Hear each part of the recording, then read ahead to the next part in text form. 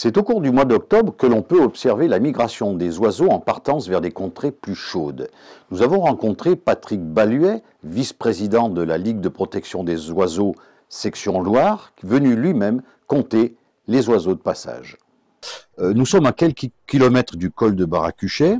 C'est de cette cabane d'observation que les bénévoles de la LPO observent les oiseaux migrateurs. Alors c'est un lieu stratégique. Est-ce que vous pouvez nous expliquer un petit peu ? Oui, alors c'est un lieu stratégique en effet, au confluent de deux petites vallées. Au-dessus de la ville de Montbrison, on a deux petites vallées qui convergent vers le col de Baracuchet et qui canalisent le flux des oiseaux migrateurs, petites espèces ou plus grandes espèces. C'est le rôle d'un col de canaliser un petit peu le flux migratoire. Alors, vous observez donc, vous venez de le dire, le flux des oiseaux. Quelles espèces vous voyez ?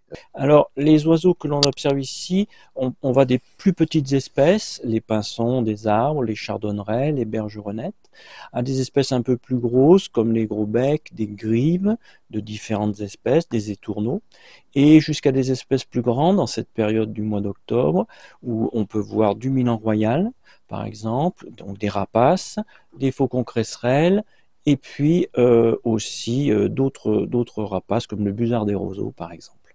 Et alors, ils vont où ces oiseaux ? Ces oiseaux quittent l'Europe, en général poussés par des vagues de froid ou par un manque de nourriture. Ils vont soit vers le sud de l'Europe, l'Espagne typiquement. Certains s'arrêtent dans les Pyrénées et d'autres vont plus loin, jusqu'en Afrique, Afrique du Nord ou plus loin, pour trouver leur nourriture pendant la mauvaise saison.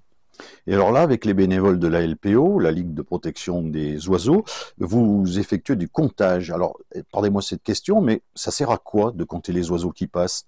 Alors, compter les oiseaux qui passent et comparer une année sur l'autre nous permet de voir les fluctuations d'effectifs des espèces, les tendances à la hausse pour certaines, à la baisse pour d'autres, ou égales pour un certain nombre d'autres, et nous permet de dégager un petit peu en complément d'autres études, voir un peu si les espèces se portent bien ou non.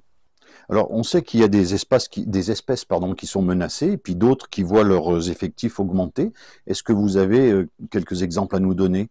Oui, alors un exemple d'espèce qui se porte de mieux en mieux, on a le milan royal par exemple, dont on voit les effectifs se renforcer avec des bons succès de nidification dans les pays voisins, en Suisse, en Allemagne, mais aussi en France.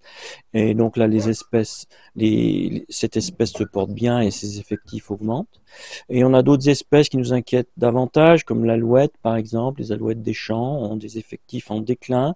Et ça, c'est une question qui nous préoccupe. Et puis alors, on a en tête bien sûr les hirondelles, où on voit sur certaines espèces d'hirondelles, hirondelles de fenêtre, un déclin des populations également. Alors, en définitive, et pour terminer, est-ce que vous pouvez nous parler de cette journée que vous avez appelée Ciel ouvert, qui va se dérouler ce week-end et essentiellement dimanche 20 octobre ? Oui, le dimanche 20 octobre, on va accueillir le public ici sur le site et on va essayer d'expliquer le phénomène migratoire aux gens qui viendront nous voir à base d'exemples en regardant les oiseaux passer. On a un nouveau jeu de panneaux explicatifs sur le parking dont on pourra se servir comme support pour expliquer aux gens, et puis on aura des bénévoles au service des gens pour leur expliquer les choses et leur faire voir les oiseaux. On prêtera du matériel également.